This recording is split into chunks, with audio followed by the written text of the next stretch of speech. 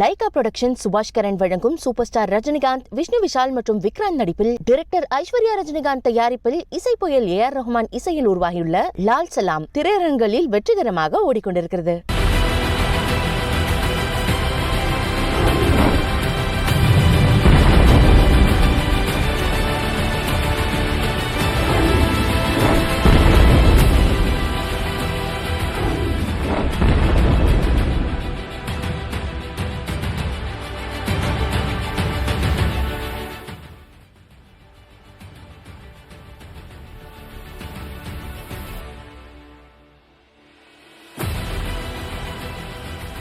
வணக்கம்.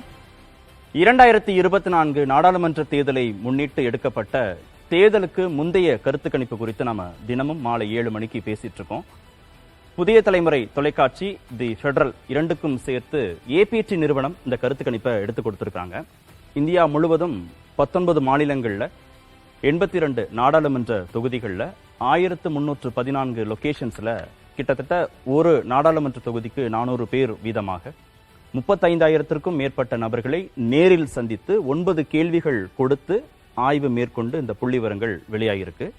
4 நாட்களாக பார்க்கும். முதல் நாள் 5 கேள்விகள், 2வது நாள் 4 கேள்விகள், 3வது நாள்ல மாநில அளவில் மக்களுடைய மனநிலை என்னவா இருக்கு, எந்த கட்சிக்கு வாக்களிக்க போறாங்க, யார் பிரதமராகணும்னு விருப்பப்படுறாங்க அப்படின்னா நம்ம பார்த்தோம். நேற்றைய தினம் நாம மகாராஷ்டிரா, குஜராத் 2 மாநில மக்களுடைய மனநிலை குறித்து பார்த்தோம். எவ்வளவு ஓட் ஷேர், ஒவ்வொரு கட்சிக்கும் வாக்கு சதவீதம் எவ்வளவு இருக்கு அப்படின்னு பார்த்தோம். மகாராஷ்டிராவை பொறுத்த வரைக்கும் பாஜகவுக்கு 36%, காங்கிரசுக்கு 17%, தேசியவாத காங்கிரஸ் சரத்பவாருடைய பிரிவுக்கு 6%, தேசியவாத காங்கிரசுடைய அஜித் பவார் பிரிவுக்கு 7%, சிவசேனா கட்சியுடைய ஷிண்டே பிரிவுக்கு 8%, தாக்கரே பிரிவுக்கு 10%, மற்ற கட்சிகளுக்கு 5% அப்படின்னு வாக்கு சதவீதம் இருக்கு. எவ்வளவு சீட்டை வாங்குவாங்க, நாடாளுமன்ற தேர்தலில் எத்தனை தொகுதிகளை எந்தெந்த கட்சிகள் பெறுவார்கள் அப்படின்னா, பாஜக 40 தொகுதிகள் நாடாளுமன்ற தொகுதிகளில் வெற்றி பெற வாய்ப்பு இருக்கு. அவங்க 2019 23 தொகுதிகள்லாம் ஜெயிச்சிருந்தாங்க.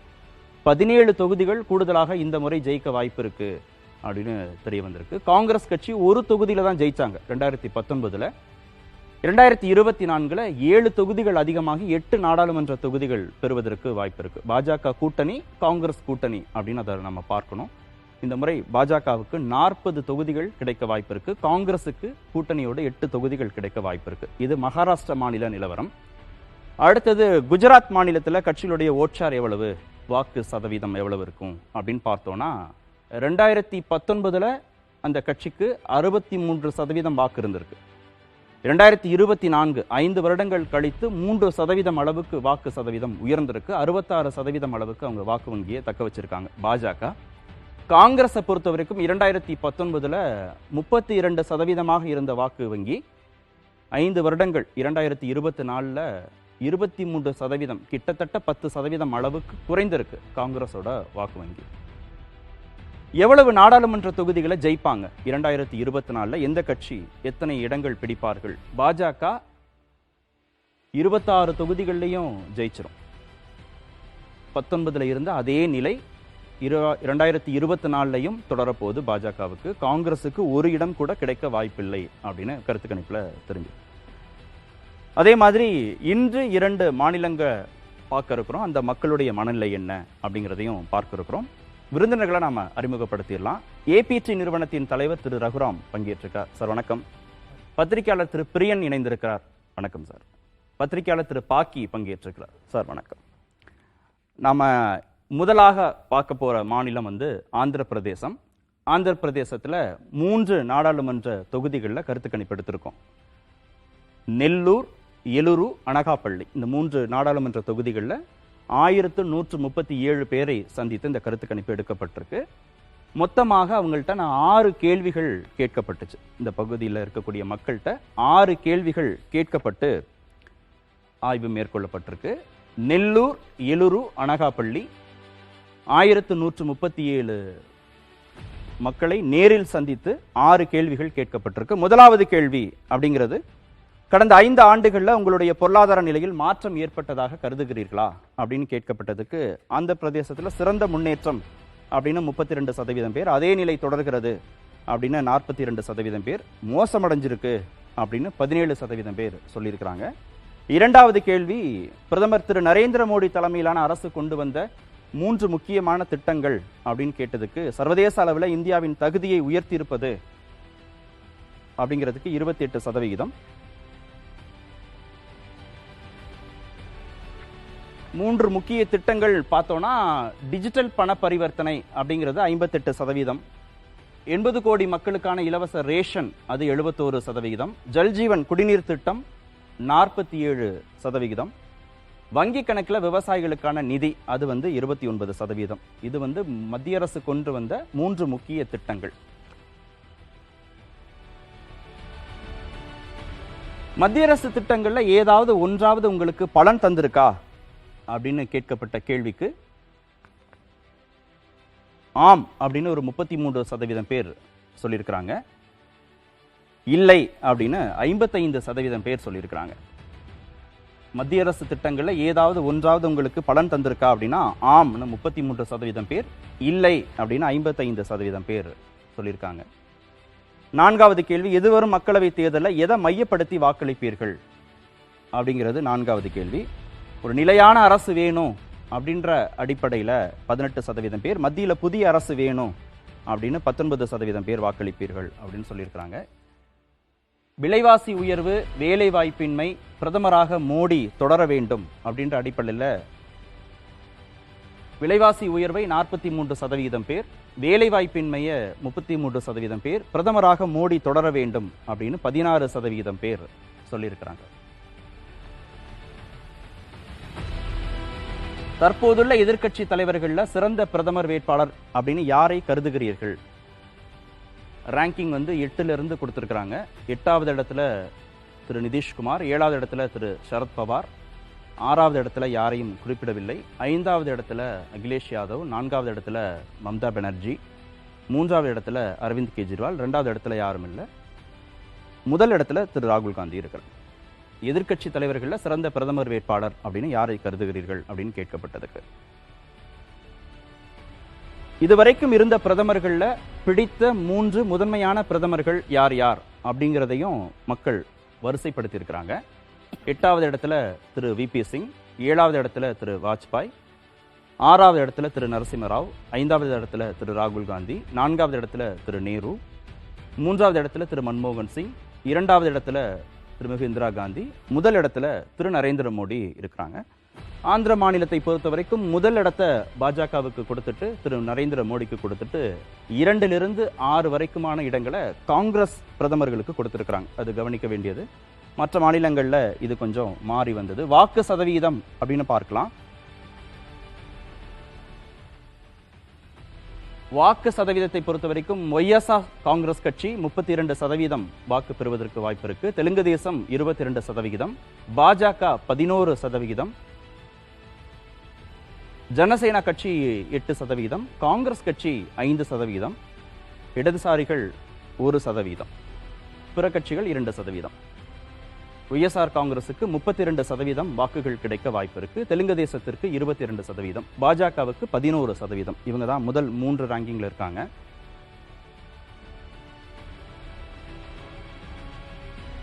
எவ்வளவு நாடாளுமன்ற தொகுதிகளை இந்த முறை கட்சிகள் பெறுவதற்கு வாய்ப்பு இருக்கு அப்படின்னு பார்த்தோம்னா, இது ஓட்டிங் பெர்சன்டேஜோடைய ஒப்பீடு. 2019 அந்த கட்சி வாங்கின வாக்கு சதவீதமும் 2024 இவங்க வாங்க போற வாக்கு சதவீதத்திற்கான ஒப்பீடு. ஒய்எஸ்ஆர் காங்கிரஸ் கட்சி கிட்டத்தட்ட 50% இருந்தவங்க 18% அளவுக்கு குறைந்திருக்கிறாங்க. இந்த முறை 32% அளவுக்கு தான் வாக்கு வாங்க போறாங்க. தெலுங்கு தேசம் கட்சியை பொறுத்த வரைக்கும் அதே அளவுக்கு அவங்களுக்கும் 18% அளவுக்கு குறைந்திருக்கிறது. 40லிருந்து அவங்க 22ஆக குறைந்திருக்கிறார்கள். பாஜக 10% அளவுக்கு உயர்ந்திருக்கிறாங்க. 1% இருந்தாங்க 2019. 5 ஆண்டுகள்ல 10% அவங்களுக்கான வாக்கு வங்கி கூடியிருக்கிறது. ஜனசேனா கட்சியுடைய வாக்கு சதவீதம் கிட்டத்தட்ட 3% கூடியிருக்கு. காங்கிரசுக்கும் கூடியிருக்கு. 4% அளவுக்கு காங்கிரசுக்கும் கூடியிருக்கு. இடதுசாரிகளுக்கும் கூடியிருக்கு. ஒய்எஸ்ஆர் காங்கிரஸ் கட்சிக்கும் தெலுங்கு தேசத்திற்கும் மட்டும் வாக்கு சதவீதம் கடுமையாக குறைந்திருக்கிறது. 18% அளவுக்கு 2 கட்சிகளுக்கான வாக்கு சதவீதம் குறைந்திருக்கிறது. 2024 எவ்வளவு நாடாளுமன்ற தொகுதியில இந்த கட்சிகள் ஜெயிக்க போறாங்க அப்படின்னா, ஒய்எஸ்ஆர் காங்கிரஸ் கட்சி 13 நாடாளுமன்ற தொகுதிகளை வெற்றி பெற வாய்ப்பு இருக்கு. ஆனா அவங்களே 2019 22 நாடாளுமன்ற தொகுதிகளில் ஜெயிச்சிருக்காங்க. தெலுங்கு தேசம் இந்த முறை 8 தொகுதிகள் வரைக்கும் கூடுவதற்கு வாய்ப்பு இருக்கு. 3 தொகுதிகள் தான் ஜெயிச்சிருந்தாங்க 2019. இந்த முறை 8 தொகுதிகள் கூடி 11 தொகுதிகள் வரைக்கும் வெற்றி பெறுவதற்கான வாய்ப்பு இருக்கு. பாஜகவுக்கு ஒரு இடம் கிடைக்க வாய்ப்பு இருக்கு. 2019 அவங்களுக்கு ஒரு நாடாளுமன்ற தொகுதி கூட கிடைக்கல. இந்த முறை ஒரு தொகுதி கிடைக்க வாய்ப்பு இருக்கு. ஏன்னா அவங்களுக்கு 10% அளவுக்கு வாக்கு வங்கி கூடி இருக்கு. அது ஒரு தொகுதியாக இங்க வெற்றியை பெற்று தருவதற்கான வாய்ப்பு இருக்கு அப்படின்னு கருதுகிறாங்க. இதுதான் ஆந்திர மாநிலத்தில் மக்களுடைய மனநிலை நாடாளுமன்ற தேர்தலை முன்னிட்டு இருக்கு. ரகுராம் சார், இதுல இந்த பெர்சன்டேஜ் ரொம்ப குறைஞ்சிருக்கு இல்லையா? ஒரு 18% அளவுக்கு ஒய்எஸ்ஆர் காங்கிரஸ் கட்சிக்கும் குறைஞ்சிருக்கு, தெலுங்கு தேசம் கட்சிக்கும் குறைஞ்சிருக்கு அப்படின்னு நம்ம பார்த்தோம். ஆனால் நாடாளுமன்ற தொகுதிகள் வெற்றின்னு பார்க்கிற போது தெலுங்கு தேசத்திற்கு 8 தொகுதிகள் நாடாளுமன்ற தேர்தலில் கூடுதலாக கிடைக்கும். ஆனால் அவங்களுக்கு ஒய்எஸ்ஆர் காங்கிரஸ் கட்சிக்கு குறைஞ்சுதான் நாடாளுமன்ற தொகுதிகள் கிடைக்க போகுது அப்படின்னு பார்க்கிறோம். ஓட் பெர்சன்டேஜ் 2 பேருக்கும் குறைஞ்சிருக்கு. ஆனால் வெற்றி வாய்ப்புன்னு வருகிற போது மட்டும் திரு சந்திரபாபு நாயுடுக்கு கூடுதலாக கிடைக்க போகுது. அது என்ன கேல்குலேஷன்? இல்லை, இப்போ தெலுங்கு தேசமும் பவன் கல்யாணோட ஜனசேனா பார்ட்டியும் ஒன்றா போட்டி போடுறதா முடிவு பண்ணியிருக்காங்க. பாஜகவோட சேர்ந்து இல்ல, பாஜக கூட சேர போறாங்கன்னா அது ஒன்றா முடிவு ஆகலைங்க. சரி, இவங்க 2 பேரும் சேர்ந்து போட்டி போடுறதா முடிவு பண்ணியிருக்காங்க. அந்த 2 பேரோட ஓட் ஷேர் நீங்க சேர்த்தீங்கன்னா ஒய்எஸ்ஆர் காங்கிரஸோட 1% புள்ளி தான் கம்மி.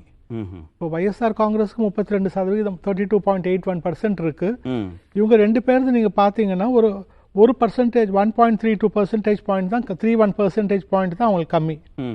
ஜனசேனாக்கே 8.97% சப்போர்ட் இருக்கு. ஆமா ஆமா. ஸோ இதுல இவங்க 2 பேரும் சேர்ந்தாங்கன்னா ஒய்எஸ்ஆர் காங்கிரஸோட அவங்களுக்கு கிடைச்சிருக்க பாப்புலர் சப்போர்ட்டும் டிடிபி ஜனசேனா கிடைச்சிருக்க பாப்புலர் சப்போர்ட்டும் கிட்டத்தட்ட ஒரே அளவுல இருக்கு.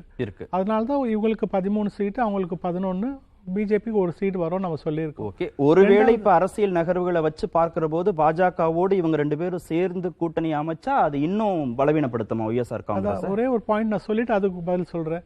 இப்போ கிட்டத்தட்ட ஒய்எஸ்ஆர் காங்கிரஸ்க்கும் டிடிபிக்கும் சேர்ந்து ஒரு 35% புள்ளிகள் ஓட் ஷேர் கம்மியாயிருக்கு போன எலெக்ஷனோட கம்பேர் பண்றப்போ. இப்போ இந்த 35% பாயிண்ட் ஓட்ஸ் எங்க போயிருக்கு? அது ஒரு நம்ம அட்ரஸ் பண்ணணும் இல்லைங்களா? ஒரு 15% கான்சைட் ஒன்றும் சொல்லியிருக்காங்க. அப்புறம் அது ஒரு அசம்ஷன் தான். அப்புறம் ஒரு 12% பிஜேபிக்கு போயிருக்கு. ஒரு 4% அதிகமாக காங்கிரஸுக்கு போயிருக்கு. இன்னும் ஒரு 4% தான் எங்க இருக்காங்கன்னு தெரியல. இது ஏன் இப்படி நான் இந்த அசம்ஷன் நான் சொல்றேன்னா, ஆந்திரா பொறுத்த மட்டும் ஒரு கொஞ்சம் ஆன்டி இன்கம்பன்சி இருக்குங்க. அதனால தான் ஒய்எஸ்ஆர் காங்கிரஸோட ஓட் ஷேர் கம்மியாக இருக்கு. நம்ம நவம்பர் மாதத்தில் சர்வே கண்டக்ட் பண்ணுறோம். நாயுடு அப்போ தான் பிகினிங் ஆஃப் த மந்த் தான் ரிலீஸ் ஆனார். கொஞ்சம் அன்சர்டனிட்டி இருந்தது அவருடைய பெயில் கண்டிஷன்ஸ் பற்றி. அதனால சில பேர் ஹெசிடென்ட்டாக அப்போ ஓட்டு போடாமல் இருந்திருக்கலாம், அவங்களுக்கு ஓட்டு போட போகிறேன்னு சொல்லாமல் இருந்திருக்கலாம். இப்போ அவங்க ஃபேமாக பார்க்க சான்ஸ் இருக்கு. ஆனால் அதுக்கு மேலே என்னன்னா, ஆந்திராவில் ஓட்டர்ஸ் கிட்ட இந்த டேட்டா வச்சு சொல்கிறப்போ ஒரு அளவுக்கு டிஸ்என்சான்மெண்ட் இருக்குங்க. அதாவது கவர்மெண்ட் கிட்ட ஆன்டி இன்கம்பன்சி இருக்கிறது காமன். ஆனால் இப்போ ஆந்திரா புது மாநிலம் ஃபார்ம் ஆன பிறகு ஒரு தலைநகரம் இல்லாத ஒரு மாநிலமா இருக்கு. ஓகே, ஏன்னா ஃபர்ஸ்ட் அமராவதி ஸ்டார்ட் பண்ணோம், நாயுடு ஸ்டார்ட் பண்ணாரு. அப்புறம் மிஸ்டர் ஜெகன் வந்த அப்புறம் அது இல்லை, நான் இப்போ 3 கேபிட்டல்ஸ் உருவாக்க போறேன்னு சொல்லி அப்புறம் வைசாக்கு மாற போறேன்னு சொல்லிட்டு அது மக்கள்கிட்ட ஒரு டிஸ்சாட்டிஸ்ஃபேக்ஷன் இருக்குங்க. ஒன்று. ரெண்டாவது இப்போ இது லோக்சபா எலெக்ஷன். இது லோக்சபா எலெக்ஷன்னால இருக்க டிஸ்என்சான்மெண்ட்னால மக்கள் ஒருவேளை பிஜேபி சைடில் போகிறாங்களோன்னு ஒரு டேட்டா வச்சு பார்க்குறப்போ அப்படி ஒரு நம்ம டெசிஷனுக்கு வரலாம். ஏன்னா நீங்கள் பார்த்தீங்கன்னா ஆந்திர பிரதேஷில் 71.68% ஃப்ரீ ரேஷன்ஸ் நல்ல ஸ்கீம்னு அவங்க செலக்ட் பண்ணியிருக்காங்க. ஸோ அந்த ஃப்ரீ ரேஷன் ஸ்கீம் நிறைய ஃபேமிலிஸ்க்கு, டிசர்விங் ஃபேமிலிஸ்க்கு continuous supply of food grains rations போயிட்டுருக்கு. ஆனால் மத்திய அரசின் திட்டங்கள்ல ஏதேனும் ஒன்றால் நீங்கள் பலனடைந்திருக்கிறீர்களான்னு கேட்கப்பட்ட கேள்விக்கு 55% பேர் இல்லைன்னு சொல்லியிருக்கிறாங்க. ஜெகன்மோகன் பாஜகவோட அசோசியேட் ஆகி தான் இருக்கிறாரு.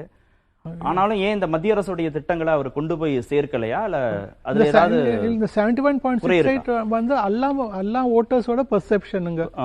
பெனிஃபிட் அடைஞ்சவங்க வந்து நாங்க 35%, 33.60 வந்து அவங்க தான் நாங்க மத்திய அரசு திட்டத்தால பலனடைஞ்சிருக்கோம் டைரக்ட் பெனிஃபிஷியரிஸ். ஆனா இப்போ பப்ளிக் பெர்செப்ஷன் நல்லா இருக்கப்போ அது கூட உங்களுக்கு ஓட்டா மாறுறதுக்கு வாய்ப்பு இருக்கு இல்லைங்களா? இந்த 12% எப்படி வந்துச்சுன்னு கேட்கறதுக்கு இதுதான் அடிப்படை காரணம். ஒரு நல்ல பெர்செப்ஷன் இருக்கு சென்ட்ரல் கவர்மெண்ட் ஸ்கீம்ஸை பத்தி, பிளஸ் பெனிஃபிஷியரிஸும் சொல்லியிருக்காங்க. அது நம்ம என்ன பார்க்கணும்னா மோடிக்கும் நல்ல பேக்கப் கொடுத்துருக்காங்க. அதே டைம் ட்ரெடிஷ்னலா காங்கிரஸ் ஸ்டேட்ன்றதும் டேட்டால ரிஃப்ளெக்ட் ஆகுது. ஆமா, முன்னாள் பிரதமர்கள் அவங்க காங்கிரஸாகவே வரிசைப்படுத்திட்டாங்க. 2ஆம் இடத்திலிருந்து 6ஆவது இடத்து வரைக்கும் அவங்க அப்படிதான் வரிசைப்படுத்தி. கண்டிப்பா. ஆமா, கண்டிப்பா. இதுல இந்த 18% ஒய்எஸ்ஆர் காங்கிரஸுக்கும் தெலுங்கு தேசத்துக்கும் குறைஞ்சிச்சு இல்லையா? ரெண்டு கட்சிக்கும் 18% குறைஞ்சிருக்கு. அது காங்கிரஸுக்கு, பாஜகவுக்கு, பவன் கல்யாண் எல்லாருக்குமே பிரிஞ்சு போயிருக்குல்ல. கூடியிருக்கு, அவங்களுக்கு கூடியிருக்கு. ஆமா, இவங்களுக்கு குறைஞ்ச அவங்களுக்கு கூடியிருக்கு. கண்டிப்பா. இது ஏதாவது இந்த கட்சியுடைய வாக்கு இந்த கட்சிக்கு போயிடுச்சு, மைக்ரேட் ஆயிருக்கு அப்படின்னு ஏதாவது அதுல ஈக்குவேஷன்ஸ் இருக்கா, இல்ல பரவலாக அதை பிரிஞ்சு போயிருக்கு? ஆந்திரால வந்து நம்ம தமிழ்நாடு மாதிரி பொலிட்டிக்கல் டிவைட் கொஞ்சம் ஷார்ப்புங்க. இங்க நம்ம டிஎம்கே, ஏடிஎம்கே 2 பார்ட்டிஸ் இருக்காங்க. ட்ரெடிஷனல் ஏடிஎம்கே ஓட்டர்ஸ் டிஎம்கே போடுறது வந்து கொஞ்சம் கஷ்டம் தான். அதே மாதிரி அங்க ஒய்எஸ்ஆர் காங்கிரஸ்க்கும் தெலுங்கு தேசம் காடர்ஸ் வந்து அவர் ஓட்டர்ஸ் வந்து காமன் ஓட்டர்ஸ் மாறுவாங்க. ரெண்டு பைபோலார் தான், நேரடி எதிரிகள். அது போட மாட்டாங்க. சோ ஆனா இப்போ பாஜகவுக்கு போனது யாருடைய வாக்காக இருக்க முடியும்? தெலுங்கு தேசம் வாக்கா இருக்க முடியும்? ஆனா 10% கூடி இருக்கு. இல்ல 2 கட்சியில இருந்துமே போயிருக்காங்களா? அதுல ஏதாவது ஒரு புரிதலுக்கு நம்ம வர வேண்டியது இருக்கான்னு கேக்குறேன். இல்ல, பாஜகவுக்கு பிஜேபிக்கு போயிருக்கிறது மோஸ்ட்லி டேட்டா வச்சு நான் ஒன்றும் சொல்ல முடியாது. என்னோட பர்சனல் ஒப்பீனியன் நான் என்ன சொல்ல முடியும்னா, இந்த கொஞ்சம் டிஸ்என்சான்ட்மெண்ட் இருக்கிறதுனால, இது லோக்சபா எலெக்ஷன்ஸ்னால பிஜேபிக்கு நம்ம, ஏன்னா பிஜேபி நல்ல இந்த டேட்டா வச்சு பாக்குறப்போ அவங்க மேல ஒரு நல்ல அபிப்பிராயம் இருக்கு. அசெம்பிளி எலெக்ஷன் இருந்தா ரிசல்ட்ஸ் வேற மாதிரி இருந்திருக்கும். ஸோ அதனால பிஜேபிக்கு மைக்ரேட் ஆயிருக்காங்க. ஏன்னா ஜெகன் வந்து இந்த 5 வருஷமா மோடி கூட ஒரு நல்ல ரிலேஷன்ஷிப்ல தான் இருந்தாரு. நாயுடு இப்போ அலையன்ஸ் ஃபோர்ஸ் பண்ணணும்னு ட்ரை பண்ணிட்டு இருக்காரு. அதனால தெலுங்கு காமன் ஓட்டர்ஸ் மைக்ரேட் ஆயிருக்காங்க, ஹார்ட்கோர் ஓட்டர்ஸ் மைக்ரேட் ஆயிருக்காங்க நான் சொல்ல மாட்டேன். அவங்க போன வாட்டி வாங்கினது வந்து hardcore party card votes plus common man voter. So இந்த வாட்டி அவங்க வந்து நம்மளுக்கு ஜெகனுக்கு போடுறதுக்கு பதிலாக நாயுடு அவங்களுக்கு போடுறதுக்கு பதிலாக மோடிக்கு போடலாம் இல்லையா, அப்படின்னு காமன் ஓட்டர்ஸ் நினைச்சிருக்காங்க. அதுதான் இந்த அளவுக்கு ஒரு ஸ்டீப் ரைஸ், ஒரு நியர்லி 12%. நாடாளுமன்ற தொகுதியா ஒரு தொகுதியை பெறுவதற்கு தான் பாஜகவுக்கு வாய்ப்பு இருக்கு. அவங்க வாங்கியிருக்க சீட்டுக்கு அவ்வளவு அந்த சீட்டு தான் அந்த ஒரு சீட்டு தான் அவங்களுக்கு வரும். திரு பிரியன், உங்களுக்கு இதுல இருந்து கிடைக்கக்கூடிய இன்புட்ஸ் என்ன?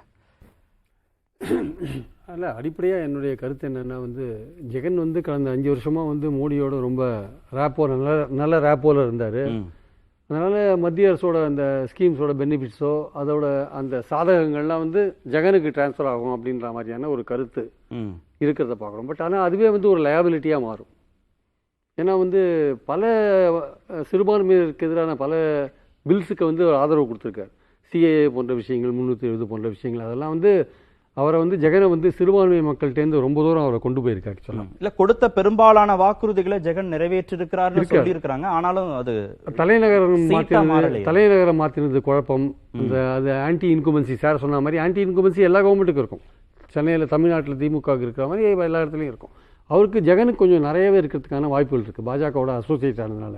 ரெண்டாவது, பாஜகவுக்கு இன்னொரு மைனஸ் பாயிண்ட் இருக்குது. அது வந்து 11%ல் அவங்களுக்கு எந்த அளவுக்கு ஆதரவு இருக்குன்னு எனக்கு டவுட்டாக இருக்குது. ஏன்னா ஸ்பெஷல் கேட்டகரி ஸ்டேட்டஸ் வந்து கொடுக்கல. அந்த ஸ்பெஷல் கேட்டகரி ஸ்டேட்டஸ் கொடுக்காதனால அது ஒரு பெரிய ஒரு வருத்தமாக இருக்குது ஆந்திராவில். சார் அதை பற்றி கேட்டாரா தெரியாது எனக்கு ஆக்சுவலாக. அது இப்போ ஜெகன் ரீசெண்டாக அசம்பிளியில் செஷனில் பேசியிருக்கார். மத்தியில் வந்து ஒரு நிரந்தரமான கவர்மெண்ட் அமையக்கூடாது, அமைஞ்சால் மாநிலங்களுக்கு எதுவும் நடக்காது, அதனால் மத்தியில் வந்து ஒரு மெஜாரிட்டி இல்லாத கவர்மெண்ட் அமையணும் தான் என்னுடைய விருப்பம்னு 5 வருஷம் கழிச்சு கிட்டத்தட்ட பாஜகவுக்கு எதிரான ஒரு நிலைப்பாட்டை அவர் எடுத்திருக்கார். தனித்து போட்டிங்கிறதையும் எடுத்திருக்கார். ஸோ அதனால பாஜகவுக்கு எதிரான ஒரு நிலைப்பாடு. டிடிபியும் பவன் கல்யாணும் பாஜகவோட சேர்ற மாதிரியான சுச்சுவேஷன் இருக்கனால சாரோட ஸ்ட்ராட்டஜிஸ் படி பார்த்தீங்கன்னா பவன் கல்யாண், டிடிபி அண்ட் பாஜக சேர்ந்தா வந்து ஜெகன்மோகனோட ரொம்ப அதிகமாக எங்கேயோ போறாங்க அவங்க ஆக்சுவலாக. ஆனால் கிரவுண்ட் சுச்சுவேஷனில் வந்து அது ரிஃப்ளெக்ட் ஆகுமான்னு சொல்ல முடியாது. ஏன்னா ஆந்திராவுக்கான ஒரு விஷயத்தை கையில் எடுக்கிறார் ஜெகன்மோகன் அப்படின்னு சொல்லும்பொழுது அது வந்து ஸ்பெஷல் கேட்டகரி ஸ்டேட்டஸ் கொடுக்கல அப்படின்ற ஒரு விஷயம் வரும்போது பாஜகவுக்கு எதிரான ஒரு மனநிலையை உண்டாக்குறதுக்கான வழி இருக்குது. ரெண்டாவது வந்து பிரதமர் வேட்பாளர் ராகுல் காந்தின்னு ஒரு விஷயத்த சொல்லியிருக்காங்க. நம்பர் 1 அவர் இருக்கு. ஆமா ஆமா. அப்போ அதை மனசுல வச்சு மக்கள் ஏன் ஓட்டு போடக்கூடாது? ஆக்சுவலா வி வாண்ட் இது சென்ட்ரலுக்கு நடக்கிற எலெக்ஷன். ஆந்திரா மக்கள் வந்து ராகுலை ப்ரிஃபர் பண்றாங்க. சரி, காங்கிரஸுக்கு ஓட்டு போட்டா ராகுல் பிரதமருக்கு ஒரு வாய்ப்பு இருக்கு அப்படின்னு நினைச்சு அது கூட நினைக்கலாமே. இன்னொன்னு சீட்டா அவங்களுக்கும் கன்வெர்ட் ஆகிறதுக்கு சான்ஸ் இருக்கு. ரெண்டாவது வந்து அடிப்படையான பிரச்சனை மக்களுடைய வாழ்வாதார பிரச்சனை, முக்கியமான பிரச்சனை அன்எம்ப்ளாய்மெண்ட்டும் விலைவாசியும். அது பார்த்தீங்கன்னா 43 + 33 அப்போ அது ரெண்டும் மக்களுடைய வாழ்வாதார பிரச்சனையாக இருக்கும்போது இந்த 5 வருஷம் மோடி கவர்மெண்ட்டோ இல்லை ஜெகன்மோகன் கவர்மெண்ட்டோ ஒன்றுமே பண்ணலை, நமக்கு வேலையின்மை கண்டினியூ ஆகுது, விலைவாசி வந்து ஏறி போச்சு, அது எல்லாருக்கும் தெரிஞ்ச விஷயம். கேஸ் விலையிலேருந்து பெட்ரோல் விலையிலேருந்து வரிசையாக பெரிய பட்டியலே போடலாம், சமையல் பொருட்கள்லேருந்து என்னென்ன. அப்போ அதை ரெண்டும் மக்கள் மனசில் வச்சு ஏன் வந்து ஆன்டி பிஜேபி ஆன்டி ஜெகன்மோகன் ஏன் போடக்கூடாது? ஸோ அந்த கூட்டணிக்கு எதிராக பிஜேபி டிடிபி பிஜேபி கூட்டணிக்கு எதிராக ஜெகன்மோகனுக்கு எதிராக ஏன் ஒய்எஸ்ஆர் காங்கிரஸுக்கும் வாக்களிக்காம தெலுங்கு தேசத்திற்கும் உண்மையான வாக்களிக்காம நேரடியாக காங்கிரஸுக்கு உண்மையான பிரச்சனைகளை பார்த்து மக்கள் வந்து பிரதமரா ராகுல் வரணும்னு நினைக்கிறாங்க. அவர்களுக்கு விலைவாசி ஒரு பிரச்சனையா இருக்கு, அவர்களுக்கு வேலையின்மை ஒரு பிரச்சனையா இருக்கு. ஏன் எதிராக காங்கிரஸுக்கு ஓட்டு போடக்கூடாதுன்ற மனநிலை அங்க காங்கிரஸுக்கு ஒரு சரியான ஒரு லீடர்ஷிப் அங்க இல்லாதனால இதனால் வரை அது ஒரு பின்னாடி இருந்தது. ஷர்மிளா வந்த பிறகு அது கூட ஒரு லீடர்ஷிப் வந்திருக்கிறதுனால ஏன் மக்கள் வந்து கொஞ்சம் மாற்றி யோசிக்க கூடாது? ரெண்டாவது, நீங்கள் ஒரு கேள்வி கேட்டிருக்கீங்க, பொருளாதார நிலையை பற்றி கேட்டிருக்கீங்க. அதே நிலை தொடர்கிறது 42%, ரொம்ப மோசம்னு 17%. அப்போ கிட்டத்தட்ட மோசம்ன்றது கிட்டத்தட்ட 60% வந்துடுது. அப்போ அவங்களுடைய வாழ்க்கை தரம் வந்து இம்ப்ரூவ் ஆகலை. இம்ப்ரூவ் ஆகாத ஒரு வாழ்க்கை தரம், விலைவாசி வேலையின்மை எல்லாமே இருக்கு. பிரதமராக ராகுல் வரணும்னு சொல்கிறாங்க. இதெல்லாம் ஏன் ஒரு காங்கிரஸுக்கு ஃபேவரபுளான ஆதரவான ஒரு ஃபேக்டர்ஸாக ஏன் மாறக்கூடாது? ஆக்சுவலாக அப்போ இதில் எடுத்திருக்கிற ஸ்டாட்டிஸ்டிக்ஸ் வந்து கிரவுண்ட் லெவலில் நாளைக்கு பிரதிபலிக்குமா இல்லையா அப்படின்ற ஒரு கேள்வியை நான் பார்க்குறேன் ஆக்சுவலாக முக்கியமாக. ஸோ ஆந்திரா வந்து ஒரு சர்ப்ரைசிங்கான ஒரு ரிசல்ட்ஸை கொடுத்தாலும் ஆச்சரியப்படுறதுக்கு இல்லைன்றது என்னோட கருத்து. திரு பாக்கி, ஷர்மிளா கட்சிக்குள்ள வந்த பிறகு காங்கிரஸ் கட்சிக்கான செல்வாக்கு கூடியிருக்கிறதாக சில புள்ளிவிவரங்கள் சொல்றாங்க. ஆனா அதை ஓட்டாக அவங்க கன்வெர்ட் பண்ணி வரக்கூடிய நாடாளுமன்ற தேர்தலிலேயே அதிக தொகுதிகள் பெறுவதற்கான சாத்தியக்கூறு இருக்கா? திரு பிரியன் நடக்குமான்னு சந்தேகமா இருக்கு. ஏற்கனவே இந்த கரிஸ்மேட்டிக் லீடர்னு சொல்லப்படுகிற சிரஞ்சீவி பிரஜாராஜ்யம்னு ஒரு கட்சியை ஆரம்பிச்சாரு, தோல்வி அடைஞ்சாரு. இப்ப பவன் கல்யாணம் கடந்த முறை தோல்வி அடைஞ்சாரு, மறுபடியும் இதை களத்தில் இருக்காரு. ஆனா பிரஜாராஜ்யம்னோட கட்சியை நடத்துகிற சிரஞ்சீவி காங்கிரஸோட ஐக்கியமாயிட்டார். அதே மாதிரி ஷர்மிளா மாநில கட்சி தெலுங்கானால அந்த அம்மா மாநில கட்சி தொடங்கினா கூட ஆந்திராவில் அண்ணன் தங்கச்சிக்கு உண்டான உரசல் தானே, முரண்பாடு தானே, அதனால அந்த அம்மா அங்கே போயிட்டுச்சு, காங்கிரஸில் சேர்ந்துட்டாங்க. அவங்களும் அந்த ஒய்எஸ்ஆரோட மனைவி, ராஜசேகர ரெட்டியோட மனைவி. இப்போ அது வந்து எந்த அளவுக்கு பண்ணுன்னு தெரியாது. ஆனால் காங்கிரஸ் மீதான ஒரு மரியாதை மதிப்பு வந்து ஆந்திர பிரதேச மக்களுக்கும் தெலுங்கானா மக்களுக்கும் இருக்குங்கிறது கம்ப்ளீட்டா வைப் அவுட் ஆகல. இல்ல அது தெலுங்கானா வெற்றிக்கு பிறகு இன்னும் கொஞ்சம் கூடி இருக்கா? அப்படியா? எப்படி தெலுங்கானால காங்கிரஸ் வெற்றிக்கு பிறகு கர்நாடகத்திலே தென் மாநிலத்தில் கர்நாடகத்தில் வந்திருக்கு, இப்ப தெலுங்கானாவில் வந்திருக்கு, அதுக்கு கிடைக்குமே தவிர. ஆனா ஆட்சி மாற்றத்துக்கு மீண்டும் ஆட்சி காங்கிரஸ் பிடிப்பதற்கான சாத்தியக்கூறுகள் இல்லை. இம்ப்ரூவ் இருக்கும், முன்னேற்றம் இருக்கும். ஆனா மாறா நான் என்ன நினைக்கிறேன், தெலுங்கு தேசம் இப்ப பிஜேபி வந்து யாரோட கூட்டணி சேரணும், தெலுங்கு தேசத்தோடையா அல்லது ஒய்எஸ்ஆர் காங்கிரஸோடவா, இந்த இதில் வெயிட் பண்ணிட்டு இருக்காங்க. Keeping cards close to chest அப்படிங்கிற மாதிரி. எந்த ரெண்டு குதிரையில் எந்த குதிரையில், ஏன்னா ரெண்டு பேருமே கூட்டணி சேர்க்க முடியாது. அப்படி இல்லைன்னா ஏதாவது ஒரு கட்சியோட கூட்டணி. ஆனால் இவர் ஜெகன்மோகன் ரெட்டி வந்து கடந்த காலங்களில் என்ன பண்ணியிருக்காரு, புத்திசாலித்தனமாக கூட்டணியில் சேராமல் பாஜகவுக்கு எல்லா விதமான ஆதரவுகளும் கொடுத்து மாநிலத்துக்கு தேவையான நன்மைகளை பெற்றிருக்கார். எப்படி ஒரிசால பெற்ற மாதிரி பலனடைஞ்ச மாதிரி. ஆனால் சார் சொன்ன மாதிரி ஆன்டி இன்கம்பன்சி ஓட்டு இருக்குல்ல, அதுவும் கொஞ்சம் ப்ளே பண்ணும். கடந்த ஒரு 30-40 ஆண்டுகளாக மாநில கட்சிகள் தான் அதாவது மெல்ல மெல்ல வளர்ந்து வருகின்றன. தேசிய அளவில் பார்த்தீங்கன்னா ஒரு மாநில கட்சி இருக்கும் போது இன்னொரு மாநில கட்சியும் இருந்தால் இந்த கட்சி அகற்றப்படும் போது இன்னொரு கட்சி வரும். தமிழ்நாடு ஒரு உதாரணம். இந்த நிலை ஆந்திராவுக்கும் வந்துருச்சு. ஒய்எஸ்ஆர் மேல காங்கிரஸ் மேல மக்களுக்கு அதிருப்தினா அது நிச்சயமா உடனடியாக காங்கிரஸுக்கோ பாஜகவுக்கோ போகிறதுக்கான சாத்தியக்கூறு குறைவு. சந்திரபாபு நாயுடுக்கு தான் போகும், டிடிபிக்கு தான் போகும். இப்போ இன்னொன்று, ரெண்டாவது, சந்திரபாபு நாயுடு கைது செய்யப்பட்டது மூலம் ஒரு அனுதாபம், அவரை இப்போ அந்த அந்த அந்த அனுதாபம் வருவதற்கான சாத்தியக்கூறு. அப்ப அந்த கோபம் யாருக்கு போகும்? அதான் அனுதாபம், அந்த அனுதாபம் டிடிவிக்கு சாதகம் போயிடும். பாவம் இவர் போய் அலக்கழிக்கிறாங்களே, இவரோட இது பண்ணுறாங்களே அந்த எண்ணம். மூன்றாவது, ஒரு கேபிட்டலை வந்து அனௌன்ஸ் பண்ணிட்டார் சந்திரபாபு நாயுடு, அமராவதி. இது இப்போ இவங்க வந்து 3-4ன்னு சொல்லி குழப்பறை பண்ணுறாங்களே, என் நண்பர்கள் சொன்ன மாதிரி.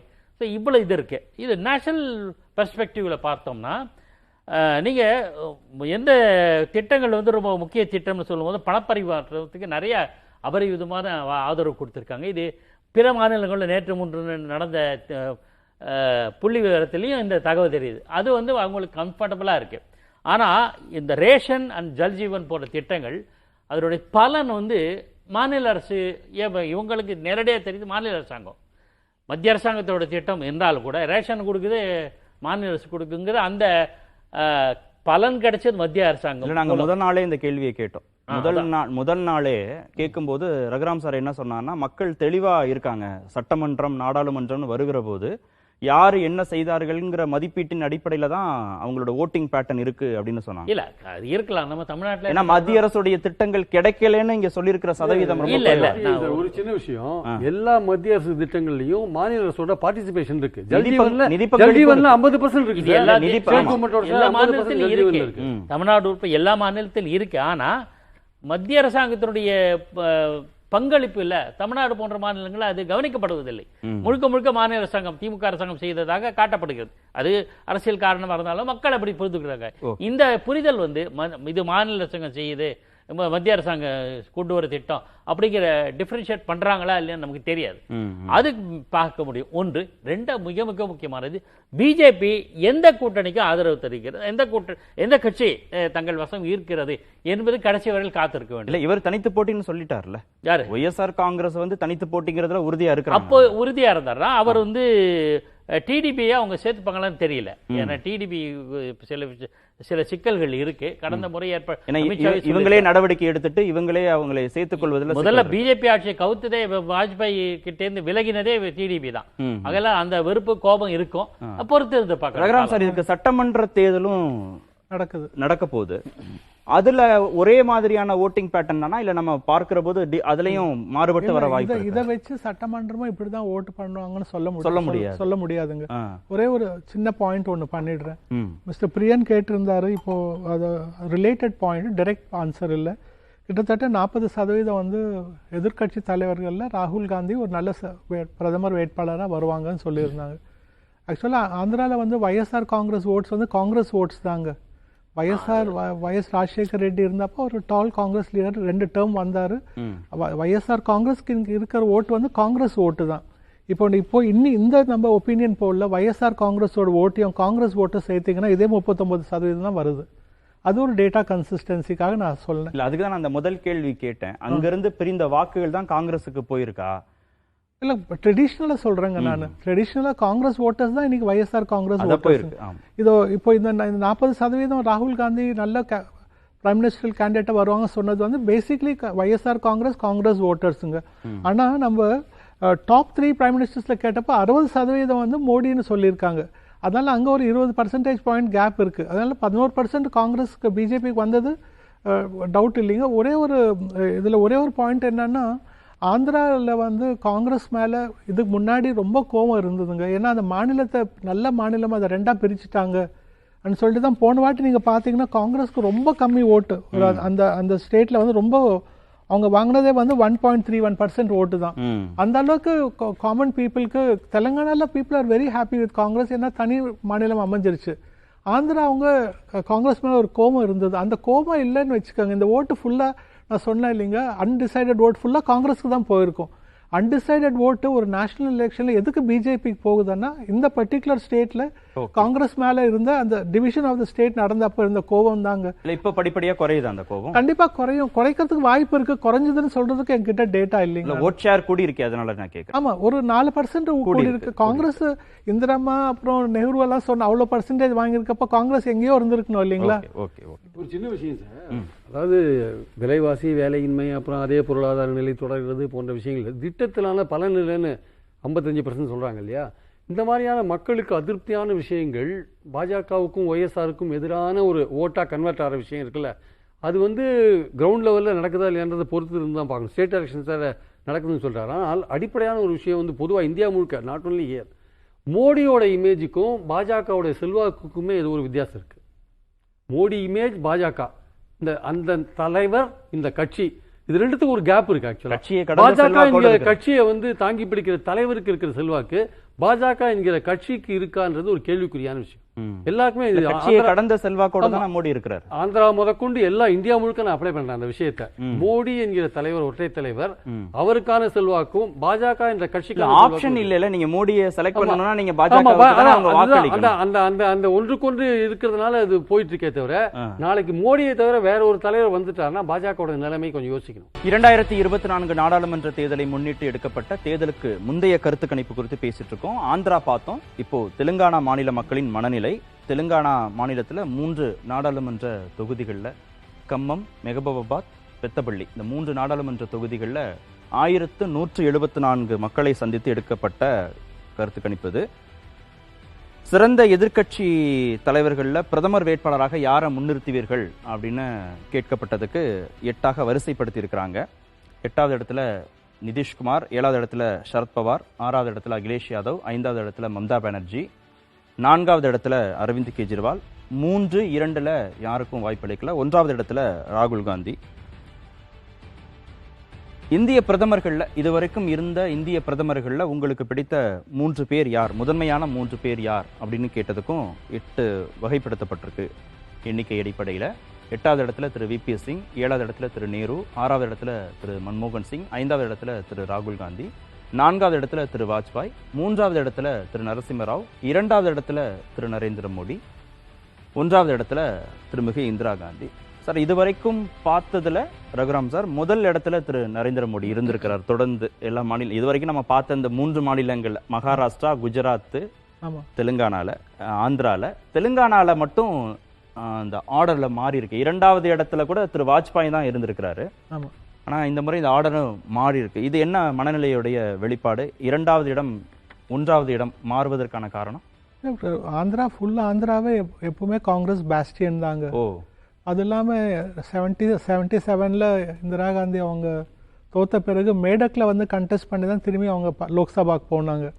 ஸோ அதனால அது ஒரு historical significance Telangana part of Andhra பிரதேஷில் இருக்கு. நம்மள வந்து நம்ம ஊர் உருவாக்கி கொடுத்தாங்க.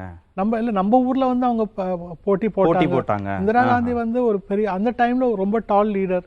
இந்தியாவில் எல்லா இடத்த விட்டுட்டு சவுத்தில் வந்து நம்ம ஊர்ல வந்து செலக்ட் பண்ணி அவங்க வந்து போட்டி போட்டு நாடாளுமன்றத்துக்கு போனாங்கன்ற ஒரு பெரிய அது ஒரு ஆழமா பதிஞ்சிருக்காங்க மக்களோட. அதன் வெளிப்பாடு தான் அது. வெளிப்பாடு மட்டும் இல்லாம ஒரு நன்றி உணர்வு தாங்க. ஏன்னா தனி மாநிலம் கொடுத்துருக்காங்க இல்லையா காங்கிரஸ், அது மறக்க முடியாது. அதனால அதெல்லாம் இந்திரா காந்தி மேல காமிச்சிருக்காங்க. ஓட் ஷேர் பார்க்கலாம். எந்த கட்சி எவ்வளவு வாக்கு சதவீதத்தை நாடாளுமன்ற தேர்தலில் பெறுவார்கள் அப்படின்னு. பாஜக 16%, பாரதிய ராஷ்டிரிய சமிதி 32%, காங்கிரஸ் கட்சி 42%, ஜனசேனா, இடதுசாரிகள்லாம் 1% குறைவாக தான் இருக்கிறாங்க. காங்கிரஸ் கட்சிக்கு கிட்டத்தட்ட 42% அளவுக்கு வாக்கு சதவீதம் கிடைக்க வாய்ப்பு இருக்கு. 2வது இடத்துல பாரதிய ராஷ்டிரிய சமிதி.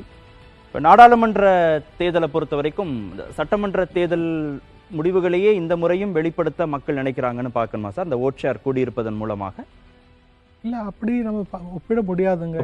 அது வந்து வேற செட் ஆஃப் இஷ்யூஸ், இது வேற செட் ஆஃப் இஷ்யூஸ்.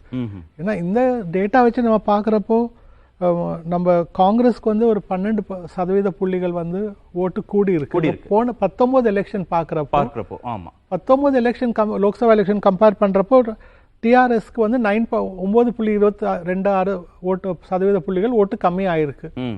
ஸோ எப்போ நம்ம ஒரு அசம்ஷன் பண்ணிக்கலாம், டிஆர்எஸ் ஓட்ஸ் எல்லாம் வந்து காங்கிரஸ்க்கு மாறி இருக்கு. ஏன்னா அசம்பிளி எலெக்ஷன் நம்ம பார்த்தோம்னா ஒரு 10% பாயிண்ட்ஸ் வந்து டிஆர்எஸ்க்கு ஓட்டு கம்மியாக வந்துச்சு. அந்த ஓட்டு காங்கிரஸுக்கு சேர்ந்து தான் ஒரு க்ளோஸ் ஃபைட். பெர்சன்டேஜ் வீதமாக நீங்கள் பார்த்தீங்கன்னா டிஆர்எஸ்க்கும் காங்கிரஸ்க்கும் 2% புள்ளிகள் தான் ஓட்டில் டிஃபரன்ஸ். ஆனால் சீட்ஸ் நிறைய, ஓகே, அவங்களுக்கு கிடைச்சது நிறைய, இவங்களோட நிறைய சீட்ஸ். ஆந்திரா மாநிலத்துல மாநில கட்சிகள் பலவீனமானாலும் தேசிய கட்சியான பாஜகவுடைய ஓட் ஷேர் கூடுது. ஆமா. ஆனா இங்க தெலுங்கானால கடந்த தேர்தலோடு ஒப்பிடுகிற போது அவங்களோட ஓட் ஷேர் குறைஞ்சிருக்கு, பாஜகவுக்கான ஓட் ஷேர் குறைஞ்சிருக்கு. அது ஏதாவது காரணம் இருக்கா? இல்லை, இதில் ஒரு அம்சம் நான் சொல்கிறேங்க. நம்ம 60ல இருந்து சவுத்தில் வந்து டிஎம்கே பவருக்கு வந்தப்பதுலேருந்து ரீஜனல் பார்ட்டிஸ் சவுத்தில் இங்கே திமுக, தெலுங்கு தேசம், அதே மாதிரி நார்த்தில் கூட நிறைய இடத்துல ரீஜனல் பார்ட்டிஸு முன்னுக்கு வந்துட்டு இருந்தாங்க. ஃபர்ஸ்ட் டைம் ஒரு ரீஜனல் பார்ட்டியை வந்து ஒரு நேஷனல் பார்ட்டி சவுத் இந்தியாவில் டிஃபீட் பண்ணி அவங்க பவருக்கு வந்திருக்காங்க. அது டிஆர்எஸ் மாதிரி, இப்போ அவங்க பேர் பிஆர்எஸ். டிஆர்எஸ் மாதிரி ஒரு ஸ்ட்ராங்கான கட்சியை வந்து காங்கிரஸ் கட்சி வந்து தோக்கடிச்சு அவங்க அங்கே மாநிலத்தில் அரசு அமைச்சிருக்காங்க. அது ஒரு புது ட்ரெண்டுங்க இந்தியன் பாலிடிக்ஸில். மேபி இது ஒரு டேர்னிங் பாயிண்டாக கூட இருக்கலாம். அதாவது நம்மளுக்கு வந்து ரீஜனல் பார்ட்டிஸ் தான் வரணுன்ற மக்கள் வந்து இப்போ நேஷனல் பார்ட்டி கொண்டு வந்திருக்காங்கன்னா ஒன்று நன்றி உணர்வால் இருக்கலாம், அவங்களுக்கு ஸ்டேட் கொடுத்தாங்கன்றது. ரெண்டாவது வந்து நேஷனல் பார்ட்டிஸ் ஒருவேளை சவுத்தில் வந்து எங்கெங்கே ரீஜனல் பார்ட்டிஸ் இருக்கோ அந்த இடத்துல நேஷனல் பார்ட்டிஸ் திரும்ப வர்றாங்களோ. ஏன்னா ஆந்திராவில் நீங்கள் பார்த்தீங்கன்னா 12% பிஜேபி வேணும்னு சொல்கிறாங்க. Okay okay okay. எத்தனை தொகுதிகளை இந்த நாடாளுமன்ற தேர்தலில் பெறுவார்கள் அப்படின்னு பார்க்கலாம். எந்தெந்த கட்சி எத்தனை நாடாளுமன்ற தொகுதிகளை வெற்றி பெறுவார்கள் அப்படின்னு.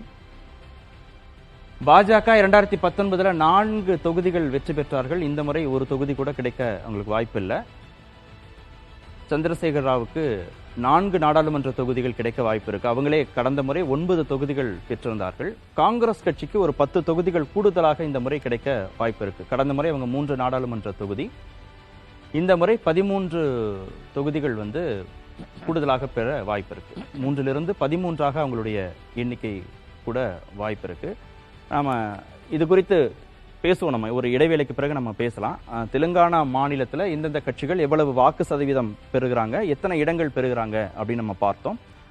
திருப்பிரியன், காங்கிரஸ் கட்சிக்குடைய ஓட் ஷேரும் கூடியிருக்கு. அதே மாதிரி நாடாளுமன்ற தேர்தலில் அந்த கட்சி பெறக்கூடிய எண்ணிக்கையும் அதிகமாக இருக்கும் அப்படின்னு சொல்லப்பட்டிருக்கு. இது திரு சந்திரசேகர ராவ் அவங்க ஆட்சி காலத்தின் மீதான கோபம், அதிருப்தி, அப்புறம் இப்போ மாநிலத்தில் ஆட்சி பொறுப்பேற்ற பிறகு காங்கிரஸ் கட்சியுடைய செயல்பாடுகள், இந்த மதிப்பீட்டின் அடிப்படையில் இது உயர்ந்திருக்குன்னு பார்க்கலாமா? இல்லை சார், ஒரு விஷயம் சொன்னார். அதாவது வந்து ஜெகன்மோகன் ரெட்டியோட ஓட் பேங்க் வந்து காங்கிரஸ் ஓட் பேங்க் தான். ஆமாம். கிட்டத்தட்ட வந்து பார்த்தீங்கன்னா தெலுங்கானா கொடுத்தது காங்கிரஸ், அந்த அந்த ஓட் பேங்க் அறுவடை பண்ணது சந்திரசேகர் ராவ். ஸோ சந்திரசேகர் ராவ் வந்து ஒரு டெம்பரரியாக அதை அறுவடை பண்ணி ஒரு 5 வருஷம் ஆண்டார் ஆக்சுவலாக. ஸோ மக்கள் அந்த சமயத்தில் காங்கிரஸில் வந்து ஒரு சரியான லீடர்ஷிப் இல்லை. ஆனால் அவருடைய போராட்டத்தை நம்ம அப்படி கடந்து போயிட முடியாதுல்ல. இல்லை மாநில கோரிக்கைக்காக அவர் போராட்டம் சொல்றது என்னன்னா, கொடுத்தது தெலுங்கானா கொடுத்தது பண்ணது வந்து காங்கிரஸ் தான் இல்லையா. அது வந்து ஒரு பெரிய பொலிட்டிக்கல் டிசிஷன் இல்லையா அது. ஏன்னா இப்போ அதனால காங்கிரஸ் வந்து ஆந்திராவில் சஃபர் பண்ணுறது இல்லையா. ஸோ அது ஒரு பெரிய பொலிட்டிக்கல் டிசிஷன் அவங்க எடுத்தாங்க. பட் அதற்கான பொலிட்டிக்கல் பெனிஃபிட் இருக்குல்ல, அதை வந்து அவங்க அடைய முடியல. அது அடைய முடியல, அதை வந்து சந்திரசேகர் ராவ் எடுத்துன்னு போயிட்டாரு. ஸோ அந்த பெனிஃபிட்டை இப்போ தான் அடைஞ்சிருக்காங்க காங்கிரஸ் சார். ஆக்சுவலாக அதோட பெனிஃபிட்டை இப்போ தான் அடைஞ்சிருக்காங்க. அதனால் இது அடைஞ்சிருக்கிறது மட்டும் இல்லாமல் கர்நாடகாவில் காங்கிரஸ் வின் பண்ணியிருக்கு இல்லையா, அது வந்து ஒரு ஆடட் அட்வான்டேஜ். அது சவுத் இந்தியாவில் வந்து காங்கிரஸோட இமேஜை வந்து ஜென்ரலாக இம்ப்ரூவ் பண்ணியிருக்கு. அதுதான் நான் சொல்கிறேன், ஆந்திராவில் கூட கிரவுண்ட் சிச்சுவேஷன் மாறத்துக்கான வாய்ப்புகள் இருக்குது. மக்களுடைய பிரச்சனைகள் பிளஸ் வந்து இந்த காங்கிரஸோட இமேஜ் இம்ப்ரூவ் ஆயிருக்கிறதுனால ஆந்திராவில் கூட கிரவுண்ட் சிச்சுவேஷன் மாறலாம்.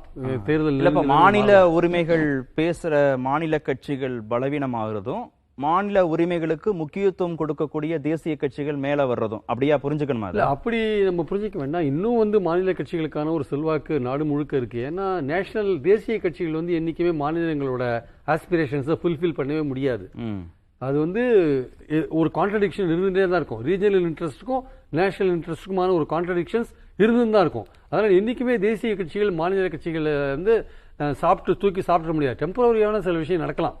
இப்போ ஆந்திராவில் இப்போ நடந்திருக்கு. அது வந்து ஒரு டெஃபினட்டாக வந்து ஒரு குறிப்பிடத்தக்க ஒரு புரிதலுக்காக நான் கேட்குறேன். இப்போ ஆந்திராவிலையும் மாநிலத்தில் காங்கிரஸ் ஆட்சி பொறுப்புக்கு வந்து தெலுங்கானாவிலையும் காங்கிரஸ் ஆட்சி பொறுப்புக்கு வந்து அந்த 2 மாநில பிரச்சனைகளை வந்து அவங்க வந்து ஒரு தேசிய கண்ணோட்டத்தோட தீர்க்க போறாங்க. அப்படிலாம் சொல்ல முடியாது. முடியாது. பிரச்சனைகள் அப்படியே தான் இருக்கும். மாநில அளவிலான அரசியலோட தானே அது ஆந்திராக்கும் கர்நாடகாவுக்கும் நடுவில் நிறைய பிரச்சனைகள் இருக்கு. ஆந்திராவில் நாளைக்கு காங்கிரஸ் வந்தாலே கூட அது கிருஷ்ணா பிரச்சனையோ வேற ஏதோ பிரச்சனையோ இல்ல துங்கபத்ரா பிரச்சனையோ ஏதோ கோதாவரி பிரச்சனையோ நிறைய பிரச்சனைகள் ஓடிட்டு இருக்கு.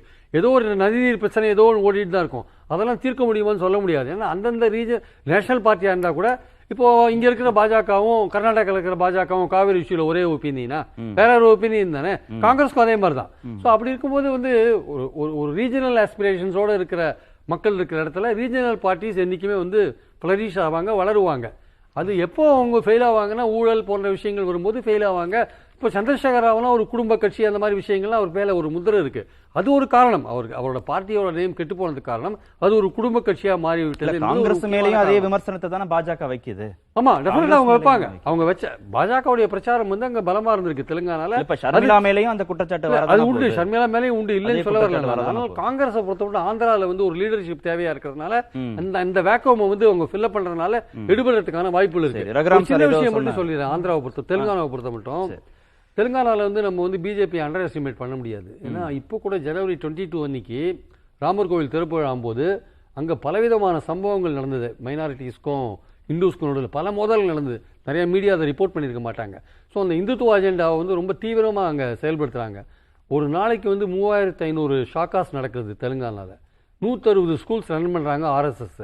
நீங்கள் அதை வந்து பிஜேபியை வந்து சாதாரணமாக அங்கே தெலுங்கானாவில் நீங்கள் சைட்லைன் பண்ண முடியாது.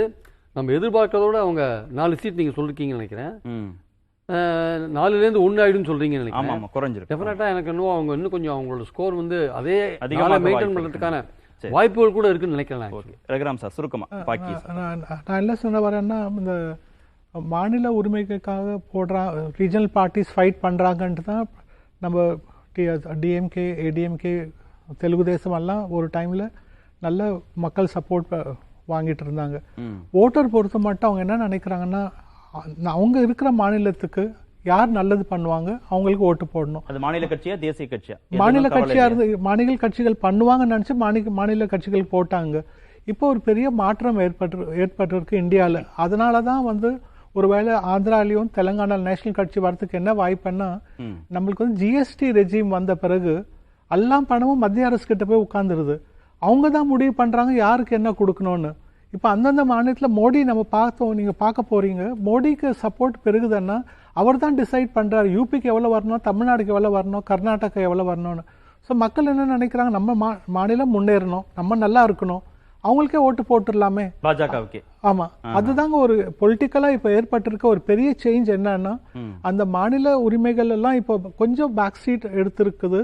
ஏன்னா எக்கனாமிக் பவர் வந்து அவர் கையில சென்ட்ரல் கவர்மெண்ட் பிஜேபியில நாளைக்கு காங்கிரஸ் வந்தா எக்கனாமிக் பவர் அவங்க கிட்ட தான் இருக்கும். அதனாலதான் வந்து தேசிய கட்சிகள் முன்னாடி வந்துட்டு இருக்குங்க. இல்ல அதுல ஒன்னும் டிஸ்அட்வான்டேஜ். மோடி டிஸ்ட்ரிபியூட் பண்றாரு ஃபைனான்ஸ்னா தமிழ்நாட்டுக்கு கம்மியா கொடுத்தாருல மோடிக்கு செல்வாக்கு இழக்கிறாருல்ல, ஆந்திராவுக்கு கம்மியா கொடுத்தா செல்வாக்கு இழக்கிறாரு இல்லையா, உத்தரப்பிரதேச வேணா செல்வாக்கு இருக்கலாம். அந்த டிஸ்ட்ரிபியூஷனே அவருக்கு பின்னடைவு கொடுக்கும். அந்த நிதி பகிர்வுல இருக்கக்கூடிய சிக்கலை தானே மாநில கட்சிகள் பேசுறாங்க. அதான் பேசுறாங்க. அதனால அதுவே பின்னடைவு கொடுக்கும் அவருக்கு. இல்ல ஒரு கருத்தை நான் ஆந்திர பிரதேச சம்பந்தம் ஒரு பாயிண்ட் விடுபட்ட போறேன் சொல்றேன். அதாவது மத்திய அரசாங்கத்துடைய திட்டங்களை வந்து மாநில அதனுடைய பலன்களை மக்கள் மத்தியில வந்து மாநில அரசு செய்யறதா எண்ணம் எப்படி வருதுன்னு நான் சொன்னேன் இல்லையா, அதை உறுதிப்படுத்துற மாதிரி இப்ப பணப்பரிமாற்றம், ரேஷன் இதுக்கெல்லாம் 3 முக்கிய திட்டங்கள்ல அதிக அளவுக்கு வாக்கு கொடுத்துரு மக்கள் எந்த பலன் உங்களுக்கு கிடைச்சது அது ரொம்ப குறைவா பிஜேபி சொல்றாங்க. அப்படின்னு அவங்களுக்கு இது புரியல. இந்த நேரடியா ரேஷன் கிடைக்குது, பண பரிமாற்றத்துல பலன் இருக்கு, ஆனா உங்களுக்கு பிஜேபி வேலை கிடைச்சதா தெரியல. அதனாலதான் அந்த அதுல மாநில அரசுகள் கொடுக்கக்கூடிய பணத்துல தானே மத்திய அரசு திட்டங்களை தீட்டுறாங்க. இல்ல அந்த அதுவும் மக்களுக்கு புரியும். மாநில அரசுடைய நிதி பங்களிப்பு அந்த திட்டங்கள்ல இருக்கும் அப்படிங்கறதும் மக்களுக்கு புரியும் இல்லையா. இதில் உங்களுக்கு பலன் கிடைச்சிருக்கு அப்படிங்கிற அடிப்படையில பார்க்கும்போது ஒண்ணுமே கிடைக்கல நினைக்கிறான், பட் கிடைச்சிருக்கு. அது ஒரு பார்வை. இது ஆந்திர பிரதேச பொறுத்தவரை. இப்ப தெலுங்கானா பொறுத்தவரையில் பாத்தீங்கன்னா ஒண்ணு நல்லா கவனிக்கிறோம். சார் சொன்னாரு, மேடக் தொகுதியை பத்தி சொன்னாரு. இந்திரா காந்தி அம்மா 1980 ரேபரேலியும் போட்டிக்கிட்டாங்க, மேடக் தொகுதியிலும் போட்டிக்கிட்டாங்க. ஜெயிச்ச பிறகு ஏதாவது ஒரு தொகுதி விட்டு கொடுக்கும்போது நான் வடக்கு தென் மாநிலத்தினுடைய ரெப்ரசன்டேட்டிவா இருக்கேன் அப்படின்னு சொல்லிட்டு மேடக் தொகுதியை நிறுத்தி கை வச்சு அதில் வந்து நீடிச்சாங்க. அது ஒரு காரணம்.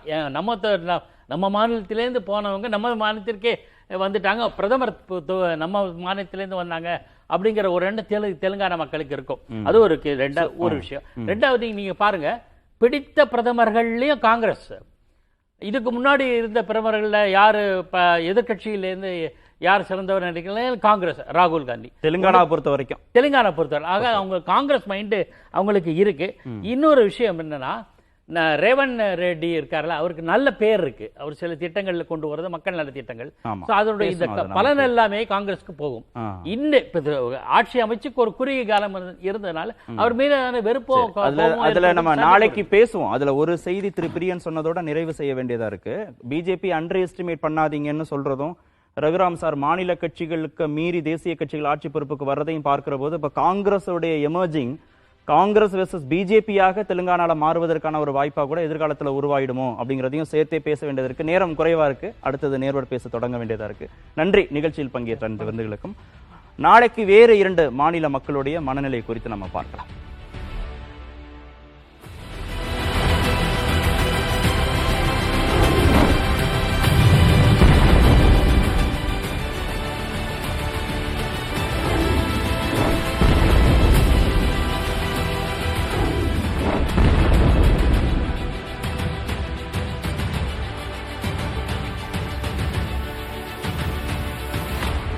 லைகா புரொடக்ஷன் சுபாஷ் கரன் வழங்கும் சூப்பர் ஸ்டார் ரஜினிகாந்த், விஷ்ணு விஷால் மற்றும் விக்ராந்த் நடிப்பில் டைரக்டர் ஐஸ்வர்யா ரஜினிகாந்த் தயாரிப்பில் இசை புயல் AR ரஹ்மான் இசையில் உருவாகியுள்ள லால் சலாம் திரையரங்குகளில் வெற்றிகரமாக ஓடிக்கொண்டிருக்கிறது.